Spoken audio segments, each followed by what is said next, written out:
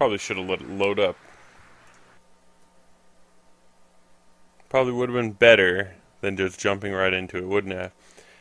Prep work always helps, doesn't it? Should have done that. I actually did plenty today. So I'm just going to show this video because if you haven't seen it, it's so freaking awesome. And then I'm going to go ahead and start the show.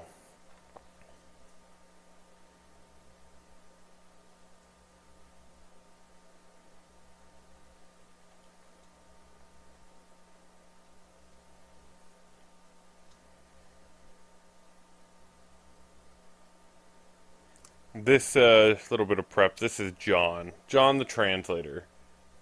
If you remember, after one of the GSL finals, I don't remember if it was the first one, second one, or third one. It was something early like that.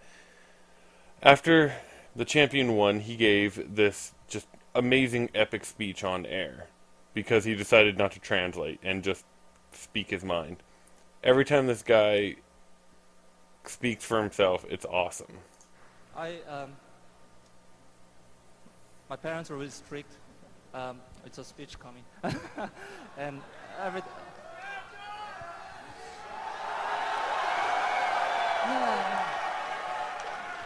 지금 이제 박찬규 씨죠. 이제 통역으로 수고를 해주셨던 자 박찬규 씨도 오늘 이 무대가 우리뿐만 아니라 선수들까지도 모두가 하나가 되는 순간이 아니었을까 하는 생각이 들어요. 네, 하실 말씀 있으신가요? 바로 이제 시작하겠습니다. 말씀하시죠.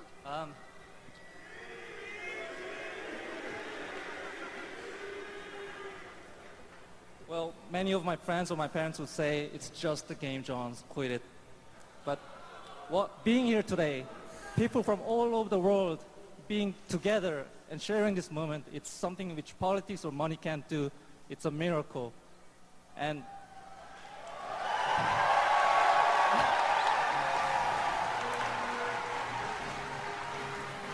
it is so very easy for us, people like us who is doing the production, to forget that we just provide the tools, and it's actually the fans who make the esports. I'm really thank you for reminding me that. And if anyone ever doubts your passion towards esports, you tell them you're here in 2011 BlizzCon and you watch GSL final. Thank you very much. I love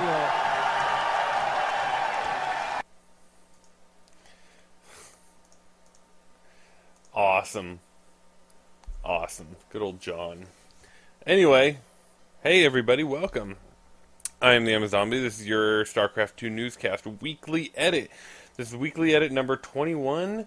We are streaming live again, back alive. Please go check us out, Twitch TV, twitch.tv/theamazombie. That's where the live stream is. Go ahead and jump in the chat if you're in there. I'm going to be going ahead, and watching it throughout. I got Pepsi today to make me burp. Instead of Dr. Pepper. Alright, so there's a lot of stuff to cover today. And actually there's a lot of stuff I want to talk about that I don't think I'm going to get to. So, but I did do some prep work for today. So, let's start by talking about, let me give you a little bit of news. One, we had, of course, the BlizzCon Invitational, which MVP won, which most people expected him to. Nesty, second place, of course. Then we also had the GSL Code S finals, which is where that video was from. And the finals were, of course, I Am MVP versus Slayers MMA. And in a surprising turn, MMA, he took the championships 4-1 pretty single-handedly. I mean, pretty one-sidedly. And the games, a couple of the games were kind of close, but what MMA did, I just want to talk about this. It was so good, so smart. I mean, his builds and everything were solid, but what he did so wonderfully that made him great was he reacted to MVP. I mean, he saw what MVP was doing, and he understood how to find the weakness in that build. because everything has a weakness, and that's the key to being that was a key to a great StarCraft 1 player, and it's really something that we haven't seen. I mean, MVP. I've been saying MMA. That's what MMA did to MVP. But MVP, when he plays these games most often, he's just solid, right? And he just he just powers you in a really slow, methodical game. So MMA would look at that and say, okay, he's going mech. The one that really stands out to me is the game I think it was on Dual Sight. And he really went to take advantage of, he turned MMA's factories into a liability. Because of his factory placement on the edge of a cliff, he used that as a siege point, right? He turned that into a vulnerability. MMA, if he wanted to continue production, had to protect those factories. MVP, I'm sorry, gosh dang. MVP had to protect those factories. So MMA used that to take advantage, you know? He used that as a choke point. I'm going to force him to take advantage of this while I upgrade or tech up or expand. And that's what MMA did, and he looked so strong. Very, very good. Good to see. Good to see. Pretty pleased. I mean, I'm a fan of both those guys. There's not a lot of Korean Terrans that I don't like. But it was really good to see. It was interesting. And it also kept the curse of three championships quite alive. We'll see about next year. Or next season, excuse me. Alright, in some other news over this, it was just announced, there's word coming from our boy Milkus over at Team Liquid that KT Rolster, the very strong Brood War team, has just picked up some new computers and widescreen monitors. Not only that, apparently these computers purchased are Core i5s, 8 gigs of RAM, with GTX 560 video cards. Got rid of the 17-inch CRT monitors and replaced with 24-inch LCDs. Now, all of us know, we all know, Brood War does not require anywhere near that amount of power. Brood War does not require a 560 GTX. Is there something else going on here? Could KT Rolster be gearing up for some new news? Some changes, possibly? I don't know, but that's pretty interesting to think about. I mean, I'm waiting for the first real Brood War team to, really hop over. Yeah, there's, We Made Fox had some Brood War players, and then they disbanded and whatnot. Not interested. I'm waiting for the jump. I want to see it. It's coming. It's coming. Kespa's already talking about it. They're realizing that. Brood War's great. Don't get me wrong, but FC2 is the way of the future. So they want to keep up. That's where they're going to have to go. Okay. So the big news from the weekend, the things that I really was going to cover today, the new units. I wanted to talk some about these new units. I don't know if you have all seen and heard and did studying much about these new units. You may have even been to BlizzCon. I didn't go to BlizzCon. I'm just going off the videos I've seen. I've watched all the videos. I've watched all the panels, the Q&As, and I find them pretty interesting. So let's start out with the least controversial group, which is the Terran group of changes. Now, here are the new units, the two main new units, okay? We have the Shredder and the Warhound. Now, the reason that some of this comes is, first of all, now I didn't put a picture up here, but there is also the Transformer Hellion. the Hellion that turns into a transformer, right? It turns into a robot, and it becomes stronger. Now, it becomes stronger but slower, which I always find funny because no matter if it's a car or robot, I don't understand how that can change the armor, how much hit points it has. I mean, I'm just talking metaphorically, or not metaphorically, but I mean, I'm talking in like actuality. Like, let's say I turned into a car, how would that change my armor? It really wouldn't. I mean, I don't know. Doesn't make much sense to me. But anyway, there are the two new units. The Warhound takes the place of the Thor, basically. It's AoE anti-air. It's Mutilist defense. It's basically very similar to a Goliath. The Shredder, now the Shredder's the one that people aren't talking about as much, but I actually find to be the most interesting, one of the most interesting units for Terran. One of the most interesting changes.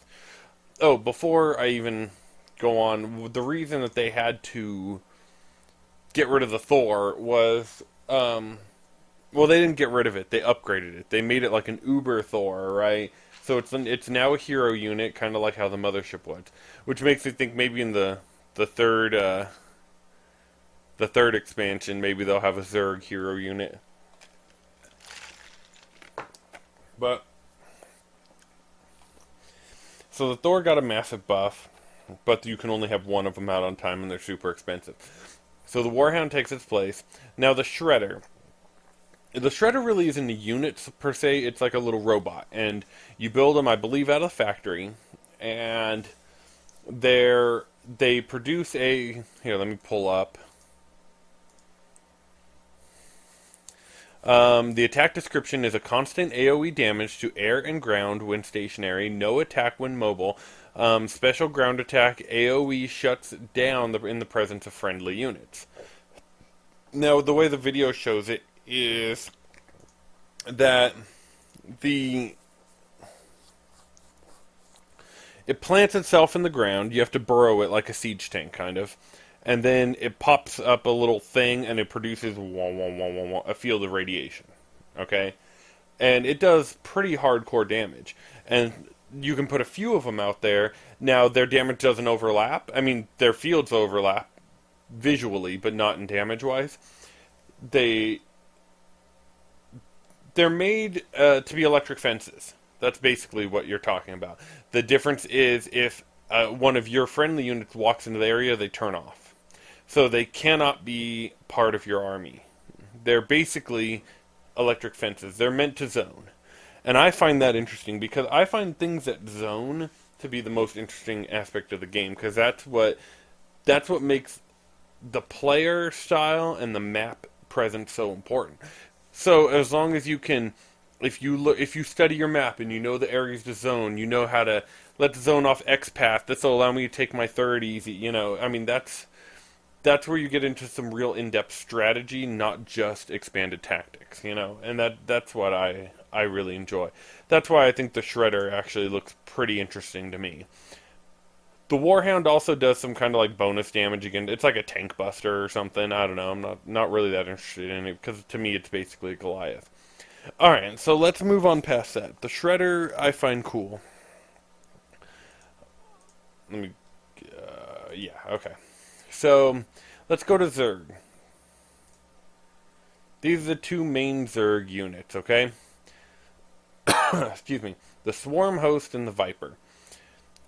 The Swarm Host is our new version of the Lurker, essentially. It's a mixture. If you can think about a Lurker, but also think about it like a Broodlord. It burrows itself, and then pops out of its little back a bunch of little eggs that have little Hydra-looking guys called, I think they're called locusts, that do a bunch of damage. I like this.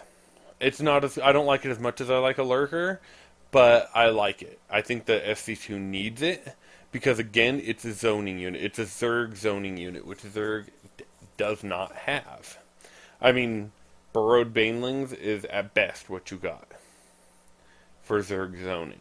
So, that's really cool because again, like you can go to a bridge, you can go to a choke point, you can plant a couple of these guys, and then you can focus on a different route or a different path. You can try and force your opponent a certain way. That's basically all that guy does. The Viper let me pull up the thing on the Viper. Oh, what the heck? Okay, and I'm not sure about the tech paths for any of these. I think that the Swarm Host, I think it was like an upgrade out of the Infestation Pit or something like that. Okay, the Zerg Viper, flying unit spellcaster. So it's flying. Blinding, all it does is have spells. It does Blinding Cloud, which temporarily reduces the attack range of all ground units inside the cloud to melee range. And prevents energy-based abilities from being used. Has the ability called Abduct. Pull any unit toward the Viper's location. So this can be used. They keep showing the videos of the unit being used to grab Colossi off of cliffs, right? But it can also be used to grab a unit out of battle, right? To save a unit. It can be used to grab a siege tank and pull it forward. It can be used to pull something back. I mean, that has a lot of interesting potential. Its third ability, Ocular Parasite, allows friendly, non-massive units to gain the detector ability. So it can make detectors. It can turn things into detectors. That's pretty cool. And I'm assuming, I guess they remain detectors. Okay, now we're going to move on to the Protoss unit. Now, the Protoss units, there's already a ton of threads. There's already people talking about them on Team Liquid because they're different and controversial in a way. There's three main units. The Oracle, the Replicant, and the Tempest. So the Oracle comes out of it. Let's start with the Oracle, because that's by far one of the more controversial, I guess I could say, units that they're still playing with. It comes from a Stargate. It has, it's a flying unit, it's a caster.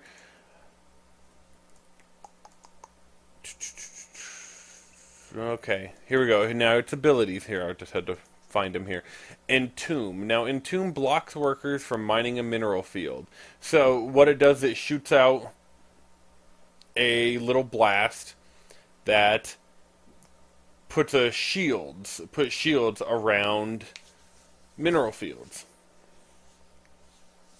And I think that those can be broken, but they have it takes a minute to kind of break them. It's kind of like force fielding minerals. There's an ability called Preordain. Grants vision of targeted enemy buildings. Allows the Protoss to see which units or technologies are being researched. So it's just kind of like a little spy. So you can, I guess, cast it on a building and you can see exactly what that building is doing, I'm assuming. I'm not sure exactly. And then phase shift. It phases a target building, preventing it from being attacked using its abilities or granting technology. Not only can structures like missile turrets be prevented from attacking, but using this ability on a Zerg Spire would block the production of Mutalisks, Corruptors, and air upgrades. So you basically phase out a building or tech path. Now, this unit is seems very powerful. It seems very advanced. Very high level to be able to use it to its full ability. Kind of like a Raven. It's kind of like the new Protoss Raven, in a way. The ability to block workers from mining. Now that's something that's kind of interesting because they were saying that they wanted the ability to disrupt an economy without destroying an economy. So without, killing 20 workers or whatever.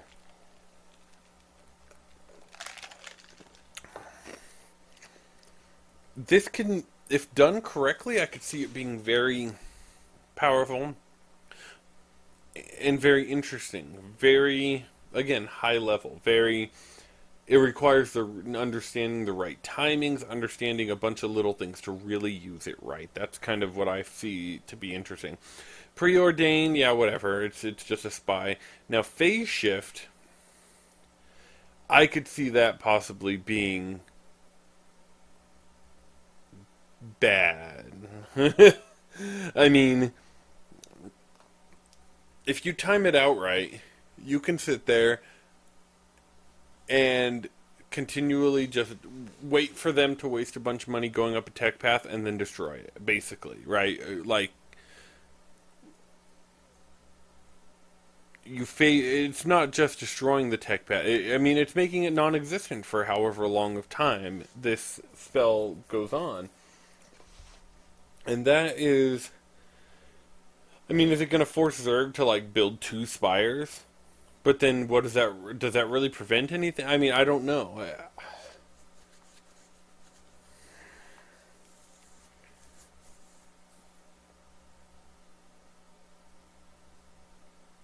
Now, does it also prevent... It says that it prevents it from granting technology. Does, like, let's say... What about if for Terran, right? Like, if I phase out their factory, can they build a starport? I don't think so. I would be guessing no, because the starport is the next technological path along the factory path. But I don't know. I mean, not, of course, not as powerful against Terran, because except for maybe really early game if you can get it. Just because with Terran you're going to build your 3 factories or your 8 barracks or whatever the heck. So I'm assuming just phasing out one, as long as there's another one, it doesn't take away the tech path. But I just don't know. I mean, it's an awkward spell aimed at Zerg. I mean, just flat out, it's aimed at Zerg, maybe even Protoss, because Protoss don't use very many of their tech path buildings either. Now I hadn't even thought of that, using it for PvP. That could be interesting. I don't know. There's a lot to think about there, but let's move on. We went through the Oracle. Now let's talk about the Replicant. The Replicant's getting a lot of attention because it's basically a very expensive little ball, correct? It's that little ball in the picture you're looking at. And it costs, currently it costs like 200 out of a robo facility. And it's basically a morph unit. You can morph it into any unit that you have vision of, including your enemies. They keep showing video of it turning into a siege tank. So, then you can use your siege tank back on people. But it also grants all abilities. It says, copies a targeted non-massive unit, which includes that unit's researched and upgraded abilities. Now, I didn't catch so if someone goes Banshees, but no cloak, and they replicant it, do they get the cloak? I think they do. I think you get all possible, but I might be wrong on that. I'm not 100% certain. And the idea is they're saying, oh, well, it's not meant to be a main army unit, but it's meant to be a bit of a counter, or a... If you're playing against Terran, they don't have any fear of Protoss doing Banshees on them, right? They don't have any fear of them really coming back, especially sneaking through the back of their base. So let's turn the tides on them. Or if they're going siege tanks, then let's make a few siege tanks, right? It's not cost effective, though, to do something like creating Marines out of it, right? So that... I can see it having potential, but also I see it as a very high-level usage. Like, not... Oh, I mean, people are going to play with it right away, but I don't think it's going to be powerful right away. Same with the Oracle. I think that it's going to take years, or at least a year, before these kind of units become what they really can be. Now, the Tempest. Now that's the thing that last week I think I was talking about, that they released a silhouette and I said it looked like a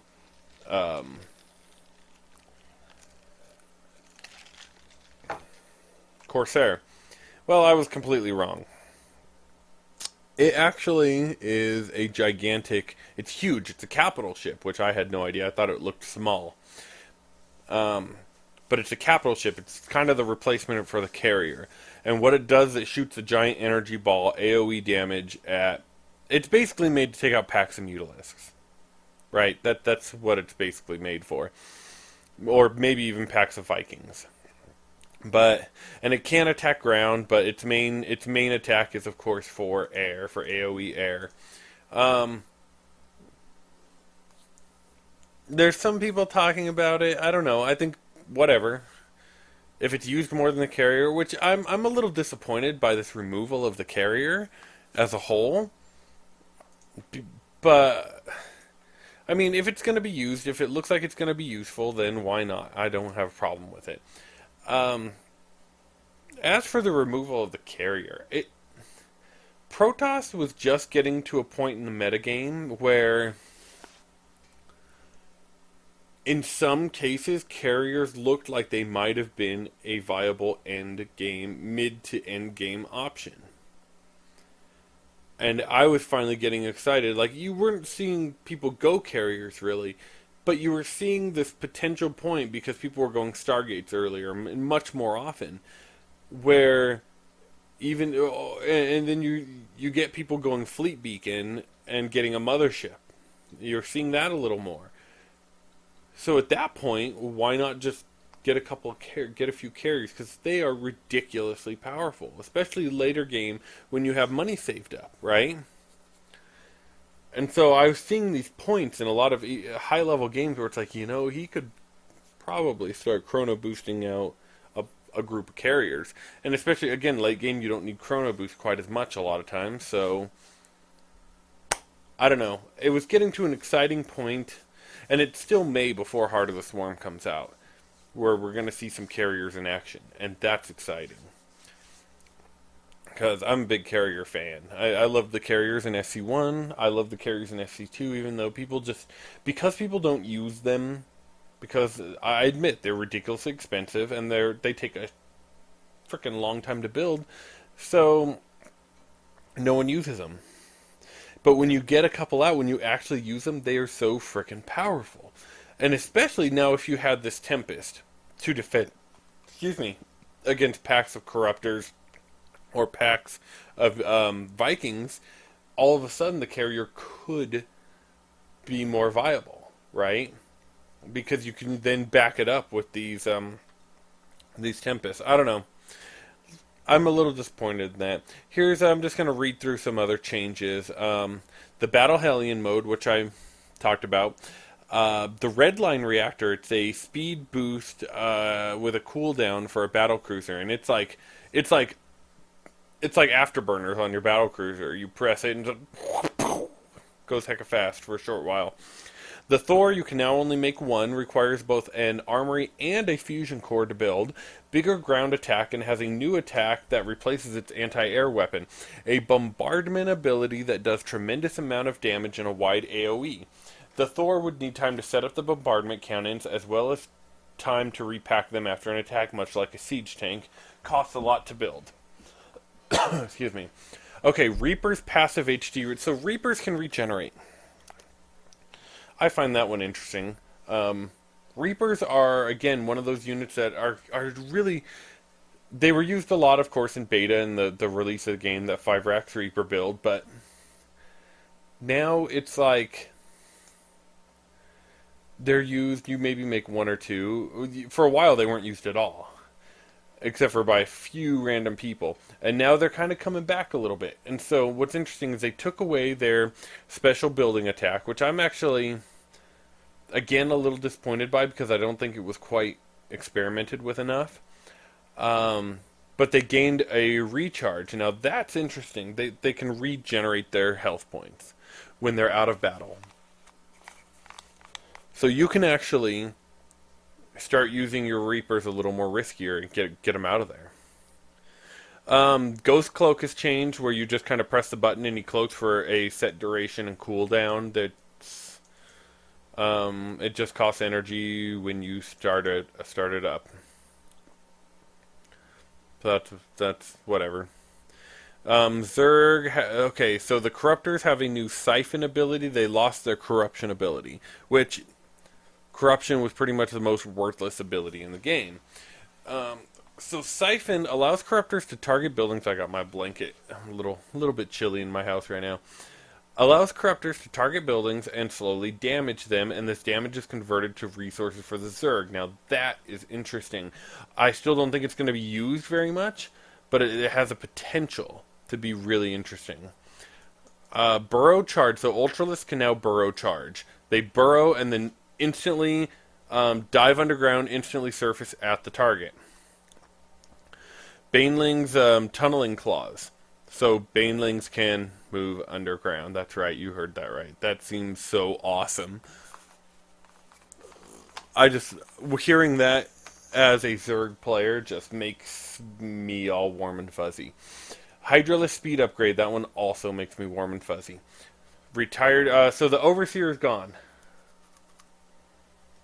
So the Overseer is gone. So that means that the only early game Zerg detection is spores.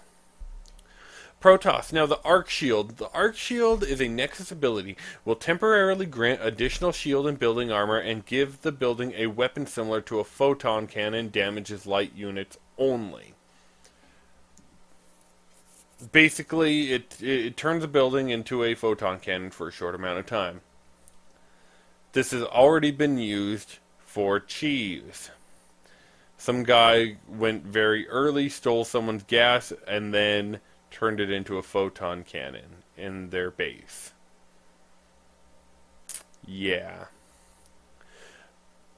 Mass recall is also gained by the Nexus. Now, I mentioned in one of the threads I was doing some discussion how mass recall on the Nexus for the cost of energy seems to make Protoss very strong late game. Because not only do you have warp-ins, you can warp anywhere around the map, including in your base. You can create your units. But now you have the ability to warp them in, like Warp Prism, and then recall them. And then attack their front.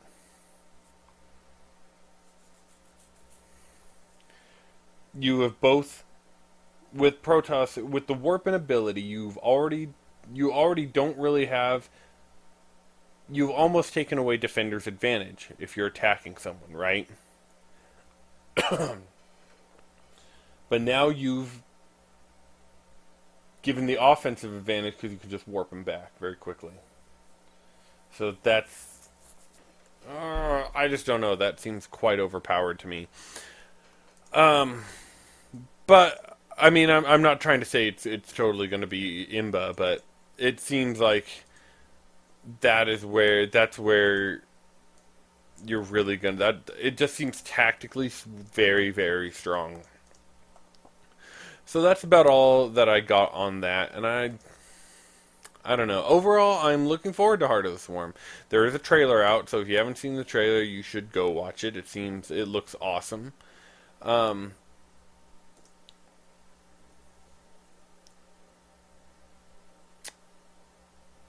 That's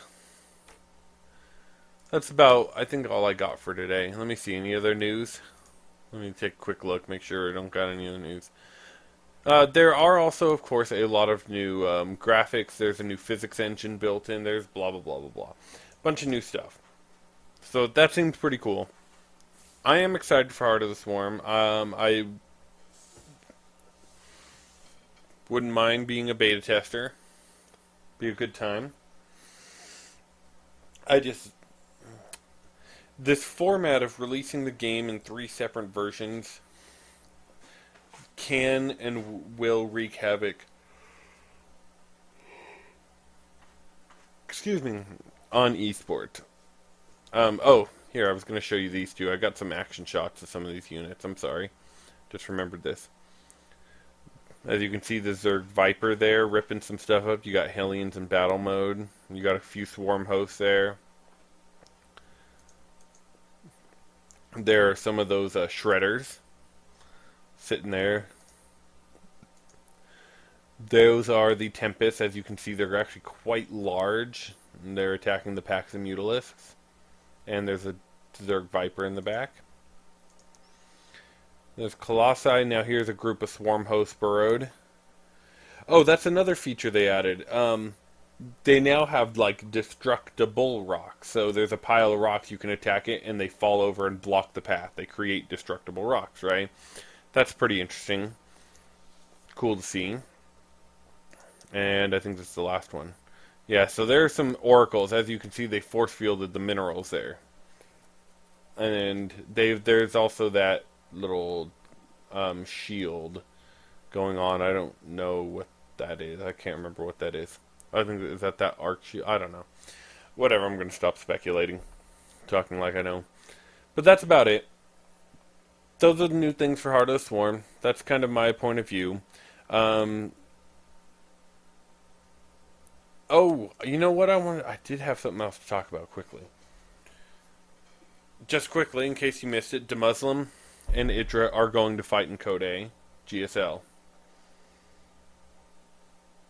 EG has teamed up with Slayers, and Quantic has teamed up with IM. That's exciting. I want to see... Demuslim is so good, but he also... You never really know how good he is at any point in time. So I'm excited. Excuse me. Oh my gosh. I'm excited to see him in Code A. See how he does. I think Idra has a valid argument that he will make it back into Code S. I don't know if it'll be through winning Code A or through up and down matches, but I could see him easily making top 8 in Code A. Especially with the way he's been tearing face lately. He was already, for the longest time, the best foreigner. He was... And since lately, I mean, he really has been tearing it up. He really has been. So, he seems to be understanding his matchups well. He's already the smartest player that there is, really, right? As long as he can scout what you're doing, he's very reactionary. That's one of his great weaknesses, though. It's his strength and a weakness, because if you can catch him off guard, you're going to win. That's his great weakness, right? Is not knowing exactly what's going on. But he purposely plays in a style to try and gain map control, to gain map presence, and be able to scout you constantly. Because as long as he knows what you're doing, he can beat you. So, I'm excited to see him in Code A. Oh, and also I want to give a quick shout out. There's a company that I just discovered. Maybe you guys have known about this. Oh, that's not it.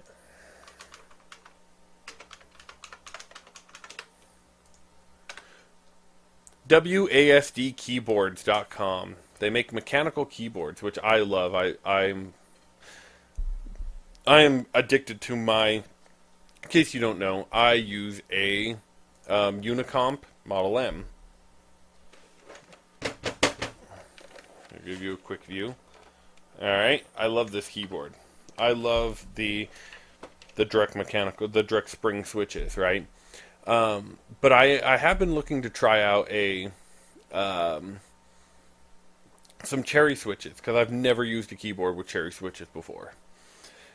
Now, I found this company, WASD Keyboards, and I just wanted to give a shout out because it's fully customizable. They give you like it's like a Java applet, right, with all the little keys, and you can customize how you want it to look on there, what you want it to say, and what color.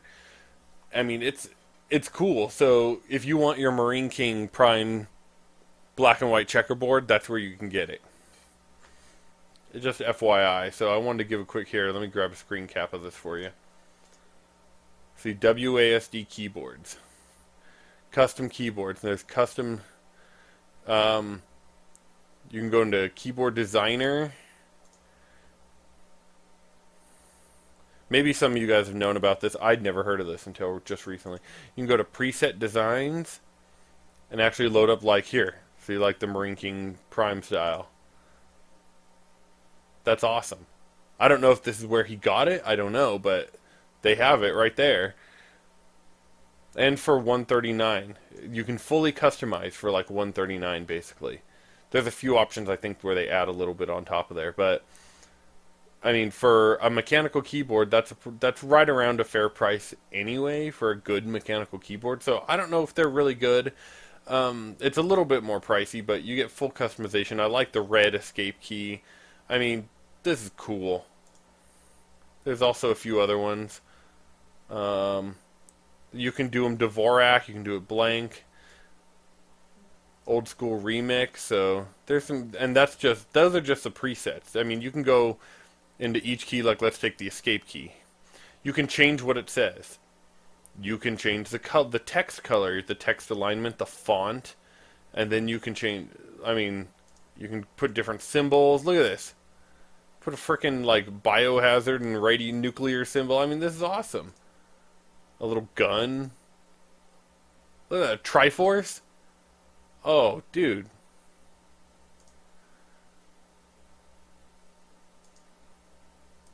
I mean, this is just too cool. Look at this. Okay, so I just wanted to give a shout out, and if you hadn't heard of them, please check them out. Please give them some love. If you're into keyboards like I am, I'm very, very particular. So, I think that's about it. I think I'm going to cut it off there. I'm going to start rendering this video right afterwards and probably get right back on the stream and play a few games. So, if anyone's on there, go ahead and stay put for a few minutes. And I'll see you guys next time, alright? Oops. There we go. Alright, guys. Have fun.